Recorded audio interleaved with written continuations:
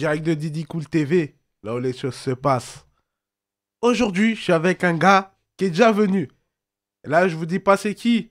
Je veux juste dire si on dit Floco, si on dit pas Floco, si on dit Mogo, si on dit pas Mogo. Les bails, les ombres, les airs. Mogo, Floco, tous les bails. Aïe, aïe, aïe, aïe, aïe, aïe, aïe, aïe. Disons-nous les choses, mon gars. Dis-nous les choses, mon frère. Comment tu vas? Aïe. Alors, mon gars, on est là. Ça se passe tranquille? Tranquillement, tranquillement. Ah là, j'ai vu beaucoup de tes émissions, là. Ouais. Il y en a une qui m'a interpellé, qui m'a interpellé. Ouais. Donc là, on va pas parler de parcours comme je le fais bien souvent, des parcours professionnels et tout ça, mais on va parler d'un phénomène de société. Donc on va se dire les choses aujourd'hui. Là, il y a marqué Didi Cool TV, mais on peut mettre disons-nous les choses aussi. Tu vois ce que je veux dire?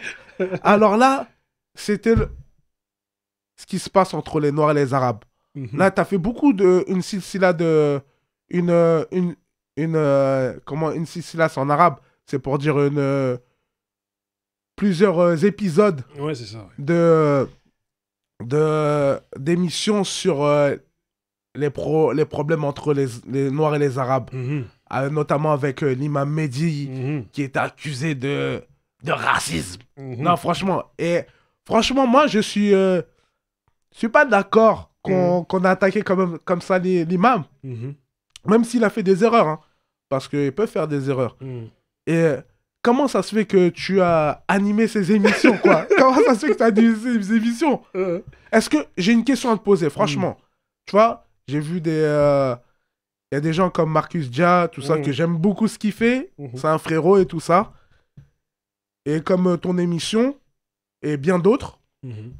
En fait, à force de parler de ce problème de société, qui est pour moi, franchement, n'est pas réellement un problème, parce que c'est vraiment une minorité. Relayer les insultes négrophobes et tout ça, est-ce que c'est pas jouer dans le jeu de ceux qui veulent nous diviser? À un moment donné, comment dire, je pense que, tu vois, la vocation de Disons les choses, tu vois, à la base, le concept, c'est vraiment se dire les choses, tu vois. Et du coup, bon, ça fait 5-6 ans qu'on est en train de charbonner par rapport à Disons les choses, et avec la récré à côté aussi, donc big up à tous mes gars de la récré, la Driver, Barberich et toute l'équipe, tu vois, mais la vocation, c'était de mettre le doigt sur les problèmes qui nous touchent, tu vois, le peuple, tu vois, et aussi les gens issus des quartiers, tu vois. Et ce problème qu'il y a entre certains Maghrébins et certains Noirs dans des quartiers, c'est un problème qui n'avait jamais été mis sur la table, on va dire dans la place publique. C'est-à-dire, aujourd'hui, la place publique, c'est le net, tu vois. Et du coup, je te cache pas que c'est un thème que j'ai depuis 20 ans en tête. En vérité, ça fait 20 ans, tu vois. Avec mes gars du CDR à l'Ellipse, à l'époque, on avait notre association et on débattait sur ces thèmes-là, plus d'autres thèmes, tu vois. Le thème aussi, les Antillais et les Africains, et certains Antillais qui se disent pas africains. Bon, voilà, on a beaucoup débattu sur ces thèmes il y a 20 ans, mais c'est vraiment il y a 5 ans et il y a 5 mois aussi. Donc, je me suis dit, il va falloir qu'on mette le doigt dessus. Et ça, j'avais déjà prévenu des gars à moi, tu vois. Je leur ai dit, là, faut que je prépare cette émission, mais il me faut les bons interlocuteurs. Et tu te sens, franchement, toi, tu l'as senti, ce problème-là, à l'époque, entre les Noirs et les Arabes. Franchement, moi, j'ai grandi dans ma cité. Franchement, il y avait ce petit truc, ouais, les Arabes avec les Arabes, les Noirs avec les Noirs, mais tout le monde se respectait, tu vois ce que je veux dire? Bon, t'as vu, il y avait le mot khel qui disait, ouais, il y a les khel et tout ça. J'ai jamais affectionné ce mot-là, tu vois ce que je veux dire? Bah après, même les Sénégalais, ils ont des mots sur les Arabes, ils les appellent les Nars. C'est ça ou pas? En effet. Et ça a toujours été, Pourquoi aujourd'hui c'est mis sur la place publique? En fait, ça crée de l'animosité entre nous, chose que, tu sais, il y avait vraiment, il y en avait à l'époque, mais pas autant, Aujourd'hui, tu vois, les gens ça parle de partir en guerre, de prendre les armes, tu vois ce que je veux dire? Ça vient d'où? Non, mais en fait, t'as vu, c'est pour ça que, en fait, ça dépend des quartiers. T'as vu, moi, j'ai grandi dans un quartier où, t'as vu, on était tous mélangés. Tu vois, après, à un moment donné, bah, t'as vu, nous, dans ma génération à moi, il y en a qui sont partis rejoindre les gens de leurs ethnies, entre guillemets, tu vois. Et je sais que ça a toujours été un problème sous-jacent. C'est-à-dire, les choses n'ont jamais été claires dans plein de quartiers, t'as vu. Il y a des mecs qui étaient... Et c'est dans les deux sens, hein, parce que je suis... Vraiment, on a tenu à soulever ce problème, mais c'est un problème des deux sens. C'est-à-dire, comme chez certains Renois, comme chez certains Rebeux, il y a du racisme, tu vois. Et du coup, moi, je pense qu'avant, dans nos générations à nous, c'était un problème qui était un peu plus récurrent. Parce que tu as vu, si tu t'en réfères au problème qu'il y avait à l'époque à Clichy-sous-Bois, Montfermeil, eux, c'était des guerres ouvertes. C'est-à-dire, il y a même eu des morts par rapport à ça, tu vois. Nord arabe. Ah ouais, tu parles avec des mecs de Montfermeil, Clichy-sous-Bois, ils te disent qu'il y a eu des morts, carrément, par rapport à cette histoire-là. Et c'est les deux représentants, on va dire, des deux communautés, entre guillemets, des quartiers qui sont, voilà, à un moment donné, se sont vus à un certain endroit et ont réglé l'histoire. Et aussi on va dire, des représentants religieux. C'est eux qui ont aussi apaisé ça, les parents et plein d'autres gens, tu vois. Mais aujourd'hui, là, avec la polémique, avec cette polémique, soi-disant polémique de Imam Mehdi, est-ce que ça a plus attisé des haines ou des divisions lorsqu'il s'est trompé? C'est pas qu'il s'est trompé, parce que moi, je comprends ce qu'il a dit, en fait. Même s'il était bleu. Tu sais, ça aurait été un imam noir qui aurait dit ça, ça serait passé normal. Mais en sachant que c'est un arabe qui dit ça, ça passe pas trop. Faut dire ce qui est, hein. Faut dire ce qui est. Parce que ça, on l'a déjà entendu entre nous. Ouais, oh, le Renoir, il est bleu. Tu vois, on l'a déjà entendu. Après, je suis pas en train de me dire, faire l'avocat des Arabes. Hein. Je suis l'avocat de personne. Mais j'ai une vérité. Moi, j'essaie de dire une vérité. Et ça, j'ai compris un peu, parce que quand elle a dit ça, j'ai dit, ouh là là là là là là, il s'est lancé dans un truc. Et aujourd'hui, ça fait que, voilà, il est taxé de raciste, clairement. Clairement. Genre le truc, oui, si c'était Rof qui l'a dit, il était complaisant avec Bassem et tout ça. Pour moi, c'est que des erreurs qu'il a fait. Après, on rentre pas dans les cœurs. Qui fait qu'on l'a mis dans une case. Aujourd'hui, on est dans une société où il faut automatiquement mettre des gens dans des cases. Toi, ils t'ont mis dans quelle case, toi? C'est toi qui veux me mettre dans la sauce. C'est toi, frère. Moi, j'étais le présentateur. Donc, moi, t'as vu, j'ai été le mec impartial qui a posé le débat. Et à un moment donné, t'as vu, pour revenir un peu au cheminement de toutes ces émissions, bah, t'as vu, voilà, on a subi ça comme des épisodes. C'est-à-dire qu'au début, j'ai fait... Il y a un petit bout que j'ai diffusé c'était un avant-goût par rapport au débat qu'on a fait avec Mbeko, Alpha et Youv. Tu vois, c'était voilà, la polémique par rapport à Rof et tout ceci. Ensuite, ce que j'ai fait, c'est que la semaine d'après, on a balancé le débat en entier, où à la base, en fait, la base du débat, c'était que Mbeko lançait un défi à Alpha par rapport au fait d'acheter des terres en Afrique et créer une société. C'est ça Du coup, moi, je l'ai un peu plus élargi sur d'autres thèmes. Du coup, bah, comme je t'ai dit, la première partie, c'est voilà, la polémique par rapport à Rof, la Shahada. La deuxième partie, c'est la partie où on a parlé beaucoup d'Afrique et de la prison aussi, tu vois, avec Youv. C'est-à-dire, est-ce que la prison était un passage obligé pour un mec de quartier, tu vois? Donc, du coup, on en a parlé beaucoup avec Youv. Et du coup, après, on est parti un peu plus sur des thèmes un peu plus légers, tu vois. Et entre-temps, bah, l'imam Mehdi m'a contacté parce qu'il me disait voulait un droit de réponse. Voilà, qu'il voulait un droit de réponse. Donc, je lui ai dit, il n'y a pas de problème. Tu vois, il a senti une espèce de bienveillance dans l'émission.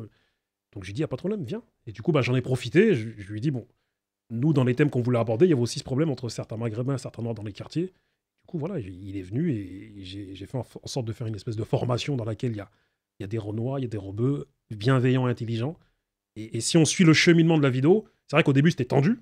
Ouais. Tu vois, et puis à la fin, ça s'était tendu et tout le monde était... Et même à un moment donné, bah, t'as vu, voilà, ils m'ont reproché certaines choses, on s'est expliqué. Puis à la fin, je leur ai dit, on est comme dans un village en Afrique. Hein. Vous avez vu, des fois, on hausse le ton, des fois, on se prend un peu la tête, mais au final, on va tous trouver un consensus. Et dans ça, tu sais, il y a une question que je me suis posée, tu vois, et j'aimerais bien te la poser aussi. Dis-moi. C'est, est-ce que tu penses que les imams, ils ont leur place dans les réseaux sociaux? Tu vois, comme, bah voilà, tu sais, en fait, ce qui est arrivé à l'imam Mehdi, bah, c'est en fait de se mettre dans les réseaux sociaux. Et ces réseaux sociaux, ça va très vite, ça va 200 à l'heure. Tu vois ce que je veux dire?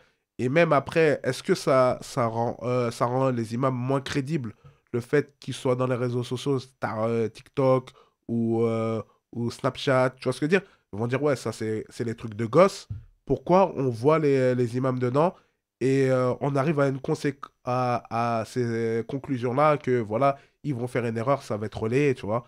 Au lieu de le faire sur le minbar, ça va rester dans la mosquée, mais quoique aujourd'hui tout est filmé, mais il y a moins de chances que ça se retrouve dans les réseaux sociaux comme une traînée de poudre et qu'on l'enferme dans une case, tu vois. Aujourd'hui, tu vois, il y a des imams qui sont avec des influenceurs, des gens qui ont fait koh ou qui ont fait truc.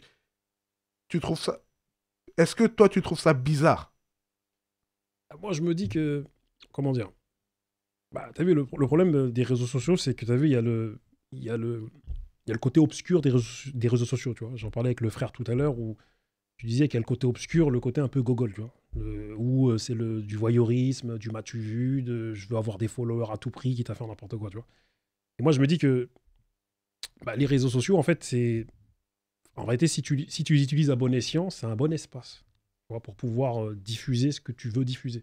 Et moi, je me dis qu'à un moment donné, t'as vu le thème de la religion, malheureusement, depuis 20 ans, à cause du 11 septembre et tout ce que ça a engendré, c'est un thème qui est devenu très tabou. Et du coup, je me dis que si les choses sont faites à bon escient, si les choses sont faites de manière mesurée, je pense que tous les thèmes sont abordables, même sur les réseaux sociaux, tu vois. Après, la chose, c'est faire attention à ne pas tomber dans le piège des réseaux sociaux, à courir après des followers. Regarde, je vais te donner un exemple, tu vois.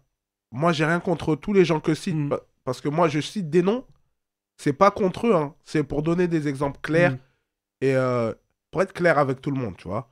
Par exemple, on va prendre Marc Blatta. Ouais. Je le vois à la mosquée, il snap à la mosquée avec où il fait des comment ça s'appelle, des lives avec un imam et tout ça. Et bah pour moi, je vois un mélange de genres. Tu vois ce que je veux dire? L'imam et le gars qui flambe sur truc, il est sur une grosse voiture, il est en train de nager dans des grosses piscines à Dubaï. Il fait ah, tu veux faire de l'argent comme moi, va faire ça, si ça, nanani nanana. Tu vois ce que je veux dire? Et ce mélange de genres que je trouve vraiment étrange. Tu vois que c'est certaines personnes comme lui, ils vont montrer leur péché en public et après, ils vont squatter avec un imam. Certaines personnes vont légitimer de faire des péchés. Ils vont dire, ouais, mais regarde, lui, il fait ça, Nak, il est sahab avec un imam. Il est collé avec un imam. Tu vois ce que je veux dire? Donc, ouais, on peut faire ça et tout. Ou prendre même, tu sais, Maître Gims qui récite du Coran sur les réseaux, et tu le vois dans des soirées avec chemise ouverte, qui danse et tout ça. Parce que ce mélange des genres-là, j'ai du mal avec. J'ai du mal avec, et je voudrais savoir, qu'est-ce que t'en penses? Qu'est-ce que t'en penses, quoi? Jette-toi! Jette-toi! Moi, le truc, c'est que ce dont tu me parles, moi, perso, je l'ai pas vu. C'est réel, hein, t'as vu, moi, il y a plein de trucs que moi, je connais les gens dont tu parles, Maître Gims comme Marc Blatta, mais ce dont tu me parles, moi, je l'ai pas vu. Tu vois, j'ai pas vu ces vidéos, tu vois. Non, mais c'est vrai, je te promets, moi, il y a plein de trucs. Je te dis, moi, j'ai un ancien. Nous, tranquille. Nous, on aime bien regarder des documentaires, des reportages. Moi aussi, moi, je suis pas quelqu'un. Des séries, écoute, je suis pas quelqu'un des réseaux sociaux. Bah, je sais pas bien maîtriser ce domaine-là. Mais tu sais, de temps en temps, tu vois, dans les fils d'actualité, tu peux voir certains trucs, tu vois ce que je veux dire? Tu peux... Donc, je suis tombé sur certains trucs, et franchement, j'ai vu le mélange de genres, j'étais un peu choqué. Et c'est pour ça qu'aujourd'hui, j'ai l'impression que l'imam va pas être respecté à juste titre.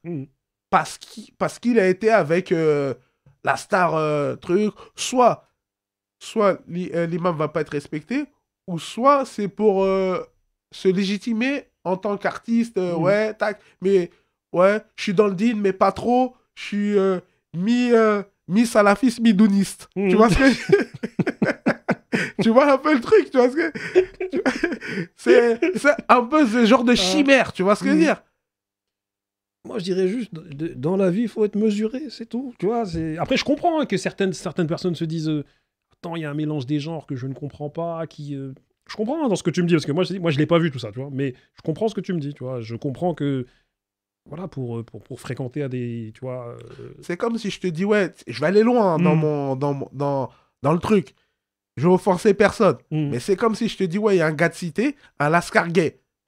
Tu vois, ce mélange de genres-là, ils sont aux opposés. Je suis pas islamophobe. Homophobe, mais je suis pas homophobe. Mais c'est vraiment, tu vois, la connotation de gay dans les quartiers. Faut dire la vérité.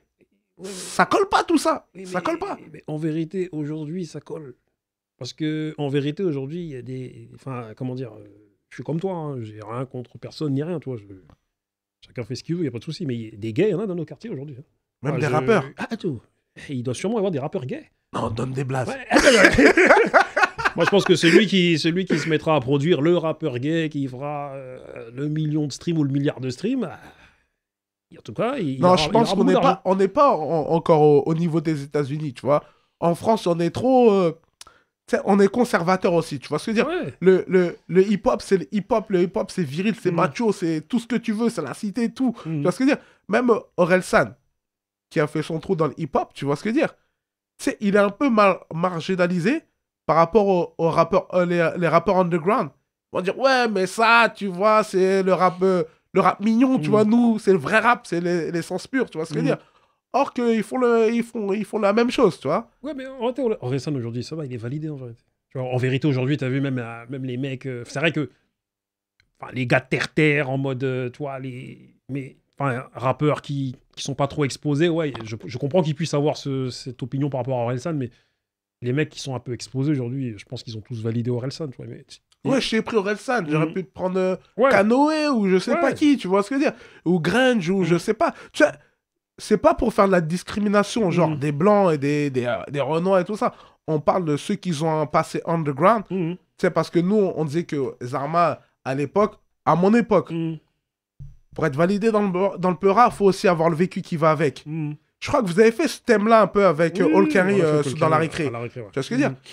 Donc, c'est vrai. Si comme il dit Sefiu, si tu rappes, faut avoir le vécu qui va avec. Ouais, mais en vérité, aujourd'hui, ça comment dire, ça, c'est un critère des gars de notre génération, en vérité. Parce que les mecs de la génération... Enfin, même, on en parle avec All Carry, toi. All Carry, même quand on en parle à la récré, All Carry, il t'explique bien qu'aujourd'hui, t'as vu, c'est plus ce qui compte. C'est-à-dire que tu peux ne pas avoir un vécu de quartier. Regarde le rap aujourd'hui. Il y a plein de mecs qui racontent des trucs, ils les ont pas fait. Et parce que il y a une masse de gens qui apprécient leur musique, la musicalité, le flow et ce qui se dit. Tu vois, ce qui se dit. Et parce qu'aujourd'hui, tu as vu, pour certains, le rap, c'est un truc violent, en fait. C'est-à-dire gun, drogue, les meufs, tout ça. Et pour eux, c'est ça les codes du rap. C'est-à-dire qu'ils ne t'écoutent pas si tu dis pas ça. Enfin, ils ne t'écoutent pas si tu... Mais pourtant, Orelsan, il dit pas ça. Ouais, mais après, Orelsan, c'est autre chose. C'est une autre dimension, on va dire. C'est pour ça que, voilà, pour revenir à notre thème, tu vois, le mélange des genres, c'est un peu compliqué, tu vois ce que je veux dire. Et quand tu vois des imams qui sont avec des gens de la télé-réalité ou des influenceurs, ça peut choquer. Après, peut-être que moi, je suis trop à l'ancienne. Trop à l'ancienne. Et tout ça, ça mène à des problèmes comme on a vu, tu vois, les gens qui sont avec... pour revenir à Mehdi, Hafizullah, ben, lui, il a traîné avec des Renois, comme il avait dit dans ton émission avec le petit frère d'Oxmo Puccino, c'est ça? Il a grandi, il a marié le petit frère d'Oxmo, plein de mecs, tu vois. Mais de dire ça, de dire en off, oui, bleu et tout ça, ça passe crème. Entre nous, là, il aurait dit ça là, entre nous. On aurait fait, ouais, on l'aurait validé. Mais tu peux pas dire ça comme ça, tu vois ce que je veux dire? Après, t'as vu, je comprends tout ça. Moi, t'as vu, j'ai été au fait de tout ça après l'émission. Moi, j'avais pas vraiment vu toutes ces vidéos. Ça, je t'ai dit, moi, il y a plein de trucs que c'est après que j'ai vu par rapport à la vidéo de Marcus Dia, que oui, en effet, il y a ci et ça qui sont dit. Tu vois. Après, moi, je dis juste que dans la chronologie des choses, bah, t'as vu le cheminement de l'émission qu'on a faite. Moi, je pense qu'à un moment donné, soyons en mode, comment dire, indulgent. Tu vois, c'est ce que... Parce que j'aime bien ses discours. Hein. J'aime bien ce qu'il fait, ce qu'il dit et tout. Il a fait quelques dérapages, ok. Mais ça change pas l'être humain parce que ses discours et tout ça sont pleins de bienveillance. Ça se voit que la personne veut du bien. Tu vois ce que je veux dire?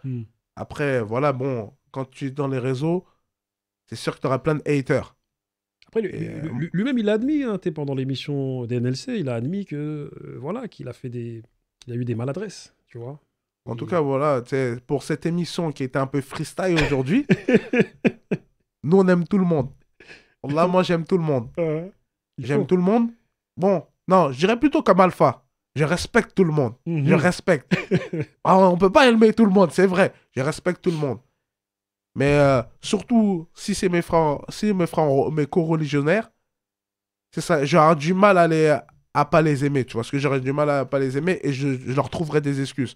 Tout comme j'ai trouvé plein d'excuses à l'imam Mehdi pour ce qu'il a dit. En tout cas, grande force à lui et j'espère qu'il va continuer à prêcher. Mais mon frère, fais attention au mélange des genres, hein. Fais attention. En tout cas, bonne continuation. Merci. Et disons les choses. Aujourd'hui, c'était vraiment ton émission, quoi. Ah ouais, Joe, t'es venu. Mais je t'ai mis dans la sauce. Ah ouais, t'es venu, t'as essayé de me mettre dans des trucs, mais tranquille, on est là. Non, Calme-toi. tranquille. Je sais que tu sais nager parmi les requins. Ah, on est des vieux pères, on essaie de nager. Nous, on flotte tout. Tu vois. Vas-y, merci, mon frère. Vas-y, mon frère. Ça va être cool. Salam.